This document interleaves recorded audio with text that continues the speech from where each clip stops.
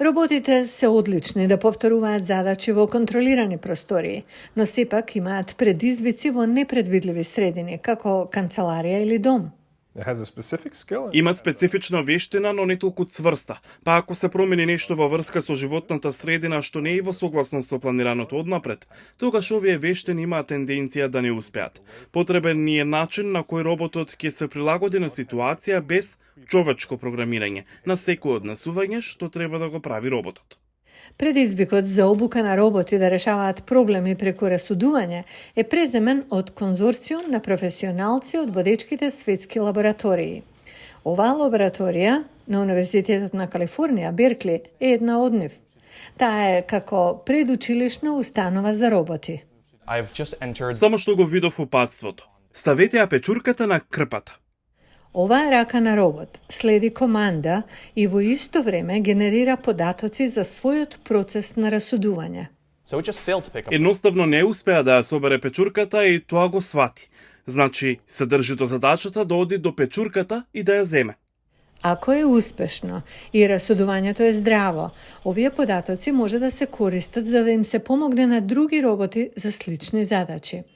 Лаборатории во Северна Америка, Европа и Азија ги споделуваат своите контролни податоци, кои заедно со податоците од интернет ќе обучуваат голем четбот, сличен на ChatGPT, во суштина еден мозок кој може да контролира широк спектар на роботи.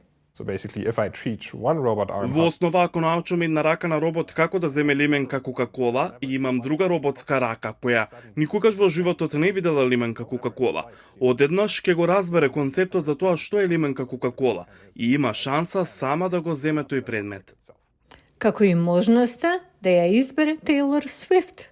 a lot of these concepts Многу од овие концепти како лименка Кока-кола е полна и треба да примените повеќе сила за да ја кренете. И ако има нешто истурено на масата во кујната, она што ви треба е сунгер или крпа за да го изчистите. Овие се концепти што можете да ги научите на интернет. Не треба да ги учите од робот. Истражувањата покажуваат дека роботот обучен на интернет е подобар од роботите обучени независно, вели Перч.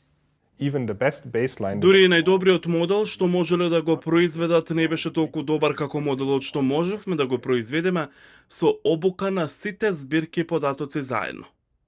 Многу роботи имаат многу специализирани употреби и дизајни, така што генерален роботски мозок не е наменет за нив, но Перш вели. for all the robot arms or like all За сите роботски раце или сите роботи за домаќинство на крајот, мислам дека ќе имате во суштина еден модел кој служи како основен модел за да ги контролирате сите нив. Може би нема да ги видиме во домовите во блиска иднина, но роботите прават голем напредок.